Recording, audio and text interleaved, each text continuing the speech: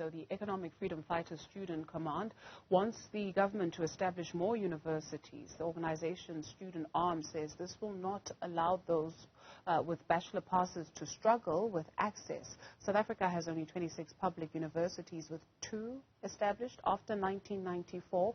We're now joined by Sihle Lonzi, EFF Student Commander President.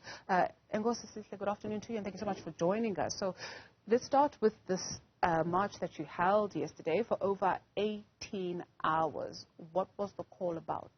No, thank you very much for having us, and also thank you to your viewers. The EFF Students Command was engaged in a march which started at the EFF headquarters, the Winnie Madikizela Mandela House in Gandhi. We had planned for 16 hours, in fact, but of course, the pace of different students, and at some point in time, we had to wait. It ended up going well over 18. But the idea is to really put to the fore, or put to the center, the many issues that are affecting students. But key amongst them is the persistent enrollment crisis in higher education, as you correctly pointed out. So we are sitting with over 720,000 learners who passed matric, and the government simply has no plan in terms of how they are going to absorb all of those learners in the higher education. So we are actually calling for the expansion of post-secondary education. And by that we mean we don't really limit it to universities alone. So we speak of universities, we speak about the TVET sector, we speak about many other opportunities, skills, facilities, which can give, a skilled workforce so that learners, students can be able to contribute meaningfully to the economy. So when we talk about the expansion of post-education, often people think we're only speaking about universities, but in fact, we're speaking about the broad higher education space sector. So the march, that was the center of the march. Of course, other issues such as free registration was one of our demands. We also demand that the government makes it compulsory for all institutions to allow for walk-ins. You will remember that the basic education ministry had released matric results late. And of course, not all our learners, particularly those who are coming from disadvantaged backgrounds, would have had the privilege to apply online last year, and some in grade 11, as your privileged learners normally do. So there's a huge majority of students who, even before they can think about applying to higher education, they actually wait for their matric results.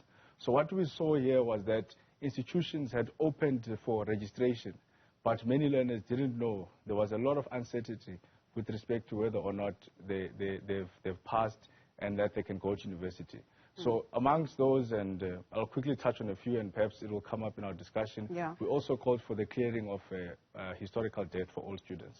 Sure. Let's take a look at maybe the engagements that you have been having with the Higher Education Department, if any.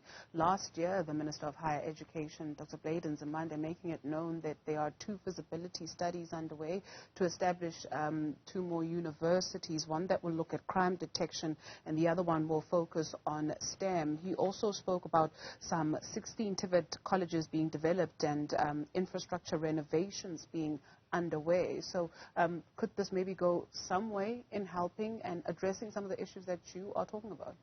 Well, I think for us, we don't really have faith in any government or other minister that comes from either the ANC or the South African Communist Party or the Alliance, because they've been making similar promises since 1994. I mean, even if you look at the so-called universities which were established post-1994, the ANC government really just, inherited infrastructure that was already there and simply gave those university names.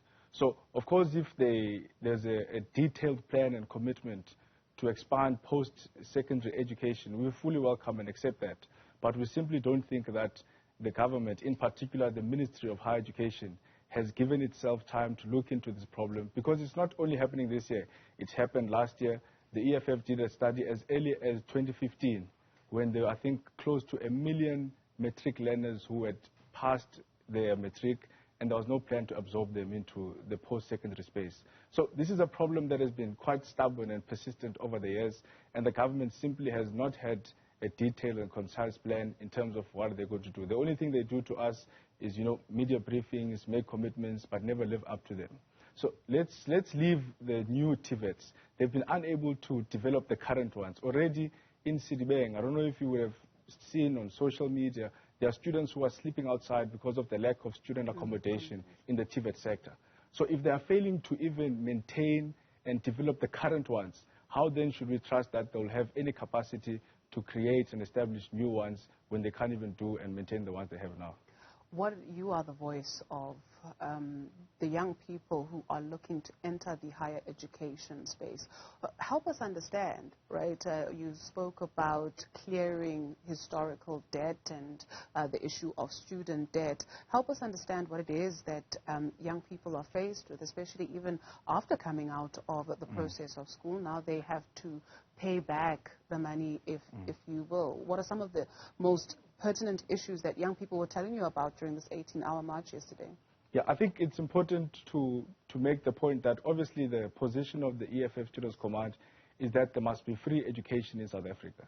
So when there is free education, we won't have the problem of student debt. But of course, in the immediate, we are calling for the clearing of historical debt. And perhaps let me make a simple example to make this point. You know, there are certain rogue institutions which say, for example, they are not going to release certificates or they are not going to release degrees because students are owing fees.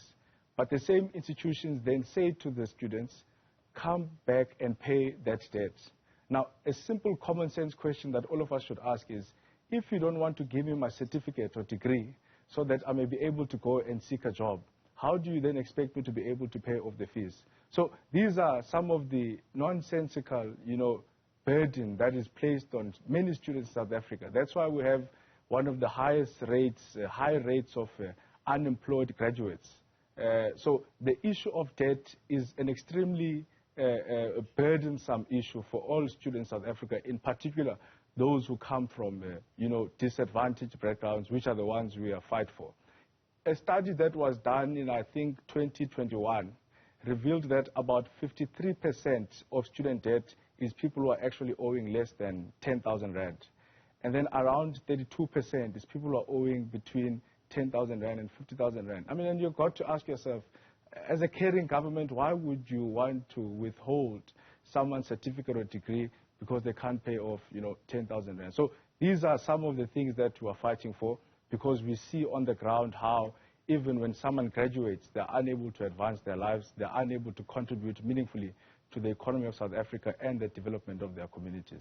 What are you finding very quickly for us in terms of plugging into the rest of the continent? What are other countries doing? What sort of exchange programs could there possibly be as well?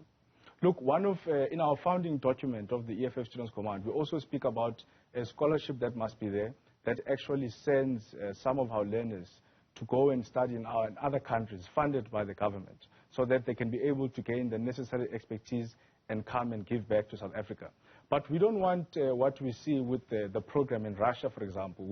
Students in Russia, and this is what we're looking at, and in due time we're going to detail our program towards it. We were, approached by more than 200 students who are stuck in Russia, who were promised accommodation, were promised allowances, and now some of them are even being kicked out because the government of the ANC has simply not lived up to that commitment. So we, of course, are even looking outside of South Africa when we speak about the expansion of post-secondary education. But there has to be a plan, there has to be the necessary political will, and of course there has to be the infusion of resources and funds for education in South Africa. Sihle Lonzi is with the EFF Student Command. He is the president. Thank you very much.